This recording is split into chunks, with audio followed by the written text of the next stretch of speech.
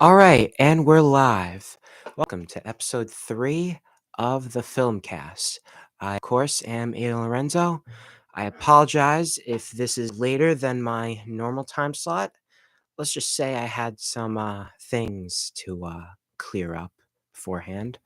But we've got a jam-packed episode today, and I'm going to begin it off in glorious fashion with the reveal of the teaser trailer for Illumination Entertainment's upcoming movie, the Super Mario Brothers movie. Now, I I can't show the trailer because we would get we would get sued for copyright infringement by Universal. But I can tell you about the trailer, and let me just say, kind of blew it kind of it kind of blew my mind. First of all, you can if you've seen the trailer, you can tell how fateful they were to the actual Mario games. That and that and Jack Black as Bowser and Keegan-Michael Key as Toad, even Charlie Day as Luigi. Like, I'm not gonna lie, it kind of fit. Like you'd see the casting and you'd be like, wait a minute, who did this? And then you hear it and you're like, "Oh, well, this is surprising." However, I believe it's time we talk about the elephant in the room, Chris Pratt as Mario. Let me just say for the record that I'm not entirely into it. Like, I like Chris Pratt, not I like Chris Pratt, but just him playing Mario just feels weird to me. I'm not gonna lie. Regardless, the Mario movie will be set for release in April of 2022.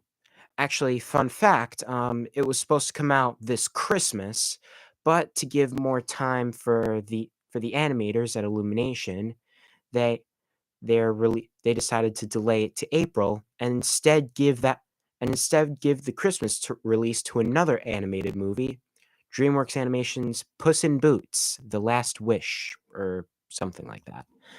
Anyways, and on that note, let's dive into today's review.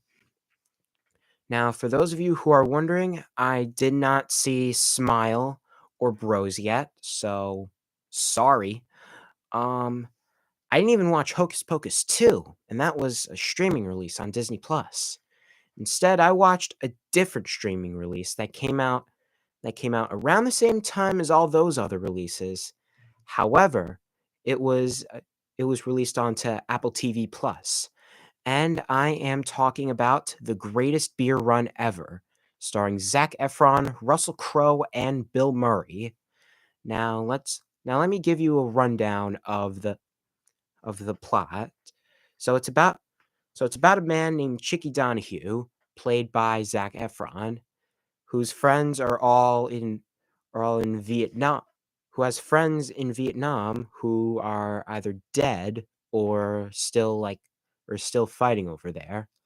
So he decides against all odds to travel to Vietnam just to bring his friends some ice cold beer and some hope. But but as soon as he gets to Vietnam, he discovers what's really going on over there, and after that he leaves a changed man. Now, this film is directed by Peter Farrelly, and you may know him as the director of for some reason the Best Picture winning film Green Book. But if you're like me, you probably know him more for his comedies like Dumb and Dumber and There's Something About Mary. And he's well, to say that it hasn't been the smoothest transition from comedy to more serious fare is putting it lightly. But I surprisingly I liked the film. Like, it knew when it needed to be serious, it knew when it needed to be funny. I thought Zac Efron and Russell Crowe gave really good performances, especially Zac Efron.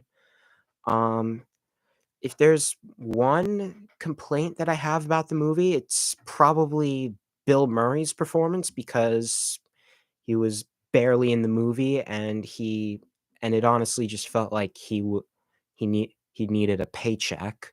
So, yeah. It's not necessarily like I said, it's not an amazing movie. In all honesty, it feels more like an Oscar bait film where in all honesty, it kind of feels more like an Oscar bait film like Green Book, where it's desperately trying to just be a major awards contender. But but I have a feeling that if you go into it thinking that it'll be good, you'll probably like it. But that's a big probably. So yeah, the film is available on Apple TV Plus if you are interested in watching it. And yeah, that's the greatest beer run. In all honesty, I would give it a 7.5 out of 10. It's not perfect, but there are worse films out there, especially ones made by Peter Farrelly. Anyways, let's see, what else could I talk about? Oh yeah. Today's Thursday, which means tomorrow's Friday, and we'll be getting some new films coming out. But probably the most notable one, and one that I talked about last week, has to be David O. Russell's new comedic mystery film, Amsterdam, released by 20th Century Fox. Oh wait, I'm sorry, 20th Century Studios, Disney, and Regency Enterprises. The film takes place in the 1930s and is about three unlikely friends who get caught up in a murder. Now it is now you cannot talk about this movie without going over its absolutely stacked cast. And let me tell you, it is indeed a stacked cast. The film ha- the film has collected an interesting pile of cast members, including but not limited to Christian Bale, Margot Robbie, John David Washington, who is actually the son of Denzel Washington, Anya Taylor Joy, Rami Malek, Zoe Saldana, Michael Shannon, Timothy Olyphant, Mike Myers, Chris Rock, and Robert De Niro, who actually happens to be a collaborator of the film's director, David O. Russell. Now, this is kind of where I have to discuss the elephant in the room. You see, David O. Russell is a talented filmmaker. After all, he made Silver Linings Playbook, a movie that I fairly enjoy. However, he's not exactly a good person, to say the least. Um, let's see, what did he do? Oh, you may be wondering, well, if he's such a bad guy, then what has he done to deserve that reputation? Well, behind the scenes of his movie, well, he fought with George Clooney on the set of one of his movies. He fought with Christopher Nolan at a party. He screamed at actress Lily Tomlin during the set of his movie I Heart Huckabees, and he also bullied Amy Adams during the production of American Hustle, to the point where even Christian Bale had to get involved and tell him to knock it off. And also, and that's not even the worst part. What's even worse is that um there's really no other way to say this. He did some not so nice things to his niece. And that's just putting it lightly. So yeah, I just gave you a very good reason on why not to see the film. But if I can give you a good reason to watch the film, well, I kind of already did, and that would be the massive cast and the intriguing premise. Anyways, Amsterdam will be hitting theaters tomorrow, Friday, October 7th. And yeah, that's Amsterdam for you. Hopefully, my review will be coming out next week. Let's see, what else can I talk about? Oh yeah, speaking of new releases, let's actually go back to Bros. Now, for those who are unaware of Bros, it is a it is an LGBT romantic comedy starring and written by Billy Eichner, who you may know for his true TV show Billy on the Street. Now, now Billy Eichner made yeah, now Bros is one of the first like major gay romantic comedies to be made by like a major studio, since in all honesty most of them just end up on streaming. Universal Pictures actually decided to take a risk and release a movie like Bros into theaters. And unfortunately, it has not been doing as well as anyone would hope.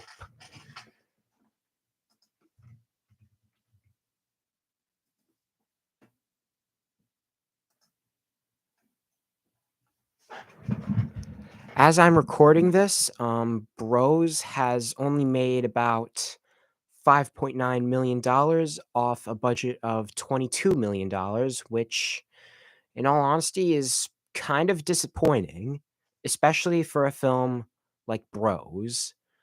But there's also something else to it. Billy Eichner, as I Billy Eichner, the star and writer of the film, decided to respond to the film not doing too well at the box office, and let's just say it's pretty messy, to say the least.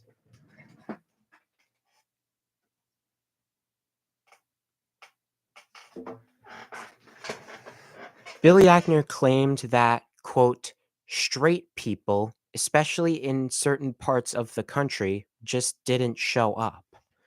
Now, I don't want to agree with it, but it's not okay. What he said, he's not entirely to blame because, many people in general just didn't decide to see Bros.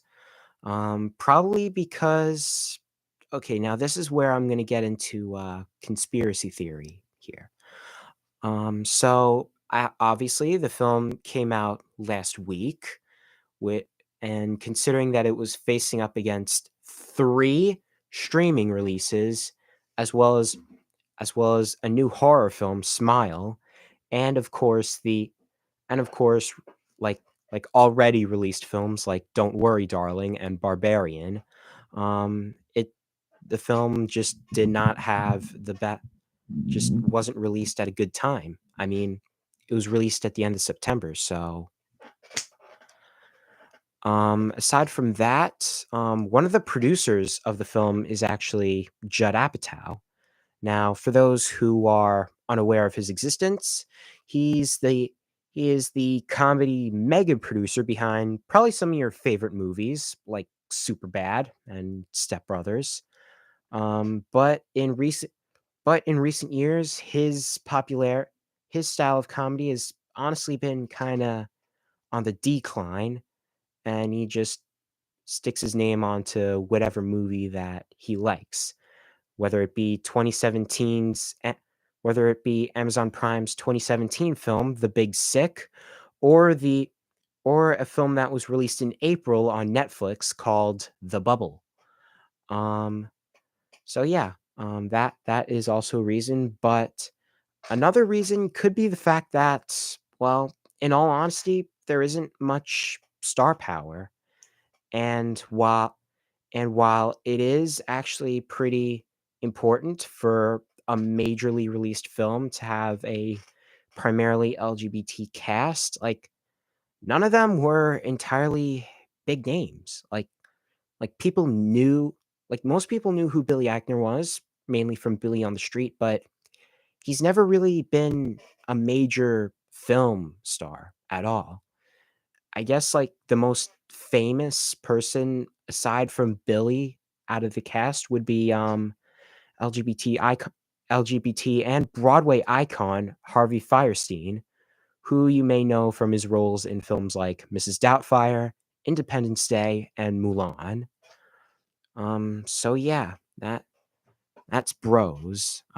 It's not Um, I have heard that it's actually a really good movie, but unfortunately, like I said, it hasn't been doing too well at the box office. And I did state my reasons, so please just don't please don't attack me for this. It's just an opinion, man.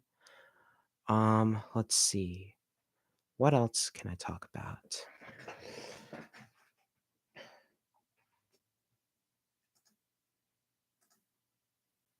Shit, it's only 15 minutes in.